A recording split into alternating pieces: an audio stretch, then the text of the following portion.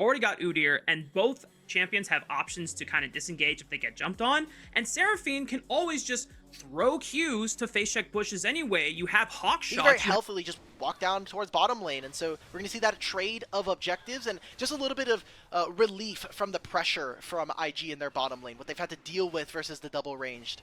Yeah, I definitely was concerned that YCX was about to forfeit the lane advantage by walking into the tri-bush, but thankfully he knew that... Showing this right now. They get mid-push first, now they're just fighting, so that'll be 4 grubs going over to LGD. JJ's walking forward, has to lose the flash. That's the Ash arrow, but they still have the Encore available. They're going to turn right onto Gala. They get this flash. They're going to peel off for now. Weaver's Wall from Rookie tries to cut them off. Mako's in, looking for the backline. YCX is the target, and First Blood goes over to Jeja. Now, can XQW, Climber, and Shaoya fight this one out? It's a 3v4, and they're kind of split. Trying to turn on the Jeja first. XQW getting a lot of damage. Climber flashes out and manages to survive, and the punt away, trying to save Gala, but it's not enough. XQW is sliding on them. He's Astro gliding. Look at this Azir go, and now Rook is completely routed off. LGD, this is what we were talking about, Alka. Wow, we were so damn excited about this roster, because they're pulling this off again. And it just seemed like multiple opportunities were kind of fumbled. But for LGD, I was just kind of enamored with XQW on the Azir. Even the flash looked a little silly, but you know what? He made it work, and he was putting out so much damage, and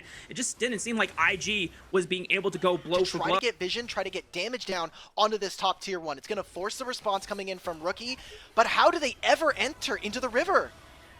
Double engage onto Mako, but he had his ultimate ready to use again. Climber tanks up the engage. Here comes Sasa flying in, but the Ambessa, maybe the Shy can get some done down, but they just push him away and deal with him like he's a fly. And Jeja is still trying to get stuff done in the backline. Rookie aiding. Let's go, Shaoya. Oh, wait a minute. LGD are now losing on their front line. And just like this is what we were talking about for IG to make magic happen. They force the opportunity, and they brute force down the door. YCX cannot rejoin with the rest of his comrades. XQW, the only surviving member, and what looked like a decent fight from LG, ends up disaster for them. I don't know what happened there for LGD. They, again, weren't firing all on the same targets. It seemed like some of the misgivings of this team, they got a little bit too swept up in some of the hecticness of that fight. And now IG are going to find a huge swing in their advantage. They already were up now 2,000 gold because of them winning that fight. They'll grab the Herald, and they have push on mid. They're almost going to take this entire turret as well. The Ash arrow was up before then, since they had tried it just what seemed like a couple minutes ago on that bottom tri-bush, but, you know, past the past. IG now taking advantage of their map control for now will pick up the 3rd dragon of the game, making it 2nd for them. An arrow flies, doesn't get a chance for, given a chance to play the game or participate in the game, but now, as you called it out, 2-item power spike for Investa. This is where it can be really difficult to actually try and deal with her, despite all the disengage options you have on LGD. And I want to talk about our push. Make sure they're able to take their recall timers when they can. YCX trying to find him. Ult for ult trade, but the arrow's going to tag him. Encore is going to lock down the Shy further. Do they have enough burst damage? Yes, they do. LGD silence the Ambessa, and that's a 5-on-4 for now on the map for the next 35 seconds. Otacon is available, and I think that's going to be the force for LGD. They can, but there are still some really key ultimates, and as long as IG can stall them, it's 25 seconds before Thashai is up and available. He doesn't have teleport. They're going to try and rip it. We talked about with AD carry Ashe and with this Azir, their ability to hit on objectives is very strong, but Gala is making sure this is very difficult, and now you've got Rookie and Jeja pincering maneuvering onto this play. Yeah, Mako's trying to look for the backline right now, flanking for the left side, but now LGD dropped the Otacon, immediately turned for the Cow, tried to slow him down, but he is not threatened enough to try and pop the ultimate for now. The Otacon is actually getting aggroed in a weird spot here, so it is still at 7,000 HP, but will finally reset, and the Rookie is looking for a good flank with the Weaver's Wall. He wants to cut off their retreat pattern. He's going to cut off the minion wave for now, and they've bought enough time that the Shy is back on the map. It's still 7,000 HP. There's an Azir turret behind them trying to protect. LGD are making a really risky play. Here goes Rookie. The wall cuts them off. They have to funnel in towards the bottom left here. Jeje flashing away, trying to buy time. Rookie turns onto Climber. They take out the jungler. Now it's just a 4-man squad against the 5. There's the public execution, finds YCX. And you talked about before, Alec, if you are down ultimate spells on LGD, you are just sitting ducks for IG to punish. They don't lose a single man. A 5-for-0 ace, and the Otacon is theirs. They should have just let the Otacon reset, and they tried to end the game. These were some of the issues we saw for LGD, which is, hey, they have a gold lead, they feel like they're pressured to try to end the game, and unfortunately find themselves now... Heartbreaker for LGD fans watching this game play out, especially considering how well the early game was going for them. This was a composition that just needed time. It just needed patience to let the item wake-ups go further and further into the game, where they would eventually outscale IG.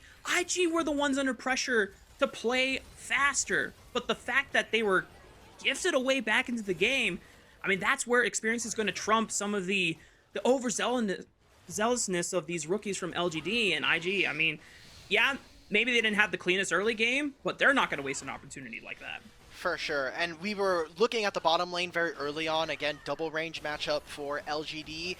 Not having that much of a massive gold lead coming out of the lane, and now Gala finishing 3 items. His items are a bit cheaper, but I think the fact that he is so far ahead of his counterpart here in the Ashe does kind of spell out some of the worries that LGD are finding themselves in. Squad. Okay. They do see JJ on the top side of the map. You see the pings coming out. JJ thinking that he's on a flank mission. He'll see XQW thanks to the wireframe. The Vault Breaker kind of clips him in the middle there. The Encore is going to stun him up, and JJ's got nowhere else to run. Good patience and a pick there from LGD just as the Baron spawned. The fact that they weren't able to get the mid-tier 1 away from IG is causing it very difficult. Some difficulty for them to actually contest. Now, Bessa trying to stay in Fog of War. Look at where JJ and Rookie are. They're nowhere near this objective. They're going to be coming in from Tribrush. Oh, they're looking for the flank, pinching right onto the 5-man group. YCX tries to break up the fight with the Encore. Climber pops the ultimate as well, but they've lost their backline in an instant. And LGD, this composition has been fully broken by IG. Damned they try, but it was just not enough. The Infernal Soul is claimed, and it could just be enough time for IG to finish the game. 35-second death timers. You've already got the TP in mid. It feels rough. LGD, those first 15 minutes looked so good, but it was 2 back-to-back fights where they made some pretty big mistakes. They weren't able to kind of accentuate some of the strengths of their team composition with this Azir, and unfortunately now find themselves down the barrel looking at a 0-1 start to the group stage.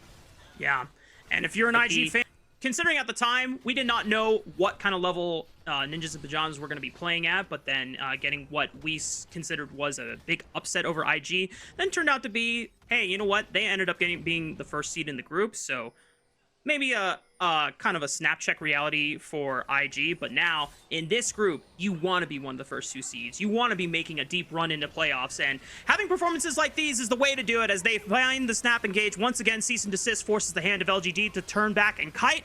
Climber and Sasa trying to stand in front and block as much damage as they can, but I mean, IG, they got Baron buff, they got Infernal Soul. They're making quick work of these structures, and they're just going to move into the top lane to do it all over again. Another minute and a half before that Baron goes down. They still have so much room to play with. A lot of waves. The mid and the top wave are going to be crashing around the same time, so they continue to apply pressure here. They need to be able to kind of close out. You don't want to be giving a lot of gold over, but you're 14,000 gold up. LGD waiting for the time. Okay. You know what? He got a flash out of Gala. You know what? That's the. We take those. I think what XQW was trying to do looked pretty slick. Unfortunately, they are down 15,000 gold, so I don't think it doesn't matter anymore. IG gonna do away LGD quickly and swiftly. LGD do what they can, but it's not gonna be enough. IG win the first game of Group D. Okay, so they start off their group